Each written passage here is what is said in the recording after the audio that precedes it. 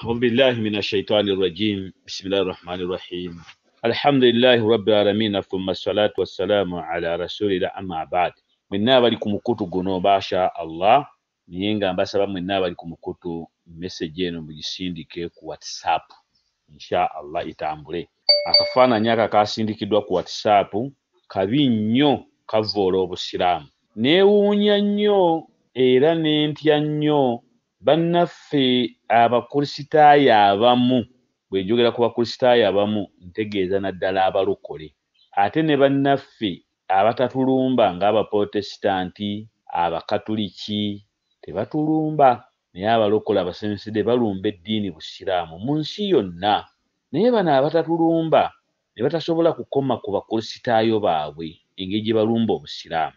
Tunuulira omusajja bwe yakubye akafaananyi ako n'ateekako ne Qur'ani suratu Tawba aya 29 ng'eragira okutta. Era abantu ne babisoma ate ne babitambuza ku mikutu mu nsi yonna ne bitambula ku mukutu gwonna ebiri ku Facebook. Ekigambo ekyo si kituufu, ekigambo ekyo si kituufu.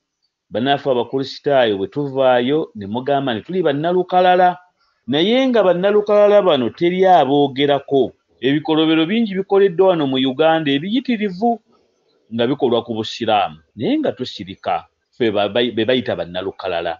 Olwaleero ebikolobero bingi byatuuse n'okugazaawo omuzikiti mulamba ne bakwata bayimaamu baffe ne bakwata abaaziinyi naye nga mwana wattu ng'ebyo byonna byonna bigenderwamu kuvvoola busiraamu era bigenderwamu bantu kubategeeza nti obusiraamu si ddiini entuufu.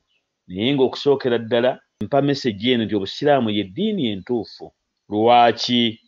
Teriiyo mu nsi muno atagoberera busiraamu, taliiyo. Obusiraamu abantu babugobera accidentally. Ate teriiyo mukristaayo ayinza kukuwa kintu kyonna abasiraamu kye bagoberera ku bukristaayo kimu bwe kiti oli tasobola kireeta.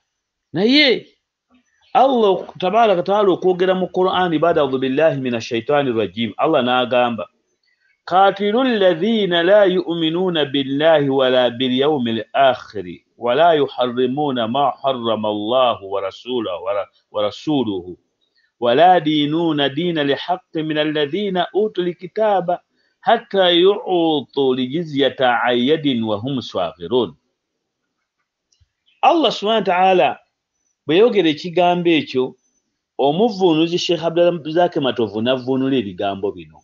Ne bwogenda mu Noble Quran bonna bavuunula bwe bati baga mulwanyise ebyagamba fight those, mulwanyise abo abatakkiriza Katonda wadde olunaku lw'enkomerero era ne bataziiza ebyo byonna ne bazitaziza ebyo byonna bye yaziza Katonda n'omubaka we ategeeza Muhammadi sallallahu alaihi wasallam era ne batagoberera ddiini ey'amazima mwabo abaaweebwa ekitabo. Mubalwanyise okutuusa lwe banakkiriza okuwa omusolo nga beewaddeyo era nabo nga banyoomwa.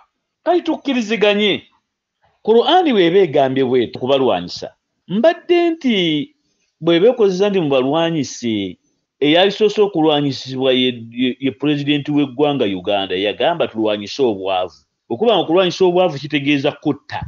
Kati mwalisoose kulwanyisa oyo ne mugamba nti nalukalala. Ekigambo kulwanyisa nze ŋŋamba nti abakristaayo mwenna abakristaayo bano abakabondo k'abalokole n'abaseventhide baagadde kuvvoola busiraamu. Nze bwe nsimba wali emizindalo ne ŋŋamba nti inna ddiina inda Allah al-Islam, bannange eddiini entuufu busiraamu ye ddiini entuufu, olwo mba nnwanyi mba nkulwanyisizza.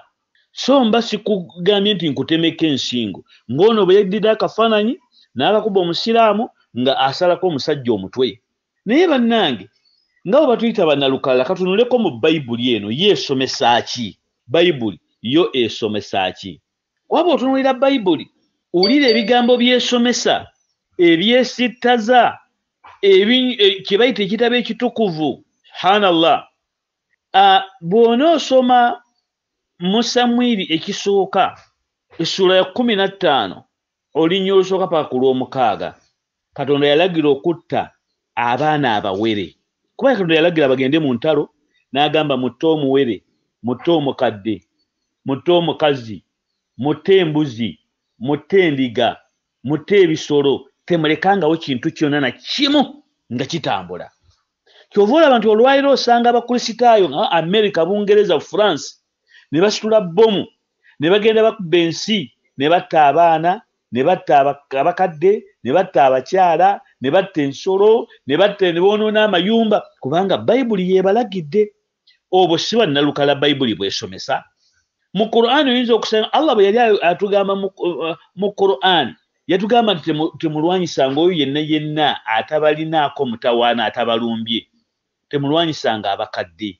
Temuttanga abakadde, temuttanga abaana, temwonoona ebimera, temwonoona ennimiro. Naye Bayibuli yonna eraga obutalekaawo kantu nakamu. Samwiri ekisooka essula ya 15 nga bagiyita essula naye nga essula terimu mu Bayibuli.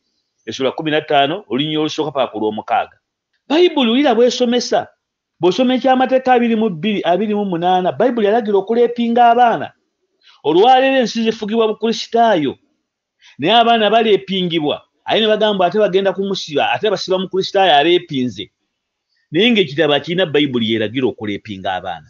Bayibuli yennyini olwaliro mbu balwanyisa bwenzi. Mu Koseya 1:1 ne Koseya 3:1 Bayibuli yagira okwenda. Mugende mwende. Bayibuli yennyini okumanya nga teri ku Katonda. Bakolinsi ekisooka 1:25 paka 2:28 Bayibuli yennyini yagamba ni Katonda musiru talina magezi. Katonda musiru talina magezi. Akati oyo atalina magezi. Bayibuli yennyini esomesa ebintu bingi twogere kituleke ki. Bayibuli n'enyooma Katonda. N'egamba nti obosoma okubala 13 olunyiriri 22 oba 26 oba 28 bwe taba kwa 22 oba 26 bwe toba kwa 28 oba 28 lunvuddemu mu mutwe naye nga osobola oddonyonyeza. Ega nti Katonda alina amaanyi ng'ag'embogo. Embogo ate nga bw'osoma engero 3 wagamba nti ensolo esinga obunene esinga amaanyi mu nsolo zonna mpologoma. Kati Katonda ono empologoma esinga era nemusanga emukwata. Ulira bw'enyooma emukwatira ddala n'emunyweza kubanga egambye nti Katonda nti empologoma yesinga ensolo zonna ez'omu nsiko amaanyi ate nga yalimba onfuna. Kati ate agambye Katonda amaanyi ge genkanankana n'ag'embogo. Kati kitegeeza nti Katonda ono empologoma esobola okumukwata. Era kitegeeza Katonda ono si yatonda empologoma. Oyinza otya okutonda ekintu ekikusinga obunene? Ulira bw'enyooma, ulira bw'evvoola, evvoola Katonda. Ani asinga obwanalukala obulinga obwo? So nga bw'ogenda mu nsi yonna ensolo esinga amaanyi mu nsi yonna bagiyita brown bear y'ensolo esinga. Naye olaba naye bwe yalimba nti empologoma eno yesinga ensolo zonna amaanyi. Onfuna. Ulira bw'osoma mu Isaaya 2 olunyiriri olwokusatu paka ku lwokuna Katonda alina ekigambo kye yakozesaawo tekisobola kuyita mu kamwa. Ulira bwe yajooga Katonda Bayibuli. Ulira bwe yanyooma Katonda Bayibuli. Ebyo byonna lwaki mbireeta? Bw'osoma okukungubaga essula ya 2 olunyiriri 13 Katonda yagenda n'abikkula obwereere bw'omukazi era n'agenda okumulaba ng'omukazi ono sijja kukiyisa mu kamwa kinene nnyo. N'asanga nga embeera y'omukazi ono nga mugazi nnyo kankibikeko kale naye ng'ejja kifulumyamu eyo Bayibuli. Kaakati ebintu bingi nnyo tesobola kwogera kulekayo naye kyetunoonyeza kuba nti abantu bano kati ebintu bino mbifulumizza njagala bigende ku mukulu bagenda kugamba nti abasiraamu bannalukalala. Abasiraamu bannalukalala. Kati n'olwekyo mbategeeza mwenna abali ku mukutu guno olunaku lubadde lwange lwa kusomesa naye njagala ebintu bino bisindikibwe insha Allah. Buli asobola obisindika ku Facebook bitambule.